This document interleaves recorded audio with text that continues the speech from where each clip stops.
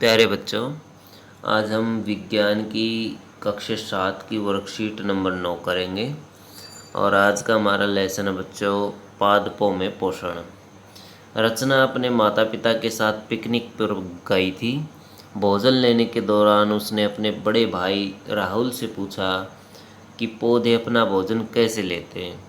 राहुल ने उन्हें पादपों अथवा पौधों में पोषण के बारे में समझाया। क्या समझाया बच्चों, देखते हैं। केवल पादप अथवा पौधे ही ऐसे जीव हैं जो जल, कार्बन डाइऑक्साइड और खनिज की सहायता से अपना भोजन बना सकते हैं।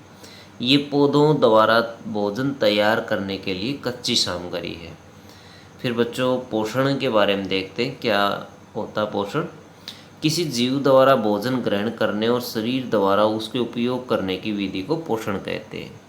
पोषण बच्चों दो प्रकार का होता है। पहला स्वपोषी पोषण, दूसरा विषमपोषी पोषण।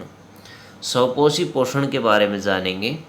पोषण की वह विधि जिसमें जीव अपना भोजन स्वयं भोजन बनाता है, स्वयं भोजन तैयार करता है, उसे स्वयंपोषी भोजन पोषण कहते हैं, या स्वपोषी पोषण भी बोल सकते हैं, या स्वयंपोषी पोषण भी कह सकते हैं। ऐसे पादपों अथवा पौधों को स्वपोषी पोषण कहते हैं, स्वपोषी कहा जाता है।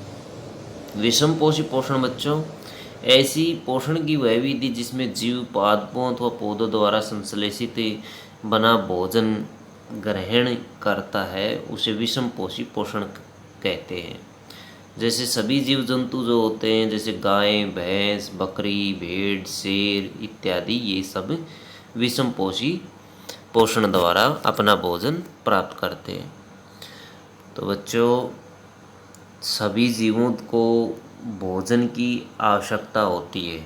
कार्बोहाइड्रेट, प्रोटीन, वसा, विटामिन एवं खनिज लवण भोजन के घटक हैं। भोजन के ये घटक हमारे शरीर के लिए आवश्यक हैं, अतः इन्हें पोषक कहा जाता है। तो बच्चों अब जानेंगे कुछ अभ्यास के क्वेश्चन।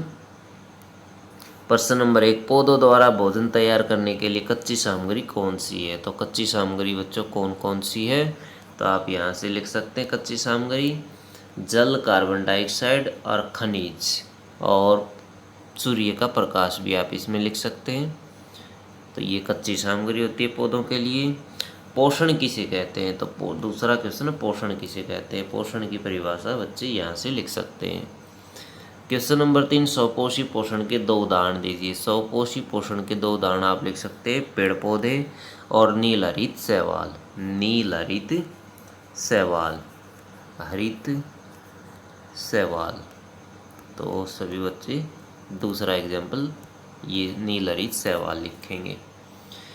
उसके बाद बच्चों विषमपोषी पोषण के दो एग्जाम्पल लिखिए। विषमपोषी पोषण के दो उदाहरण लिख सकते हैं, अपने पास से लिख सकते हैं। गाय, भैंस, बकरी, शेर इत्यादि आप इसमें लिख सकते हैं। कुछ भी आप लिख दीजिए, लेकिन वो विषमपोषी में आना चाहिए, वो स्वपोषी में नहीं आना चाहिए। सारे मांसाहारी और सर्वाहारी जंतु विषमपोषी पोषण में आते हैं बच्चों।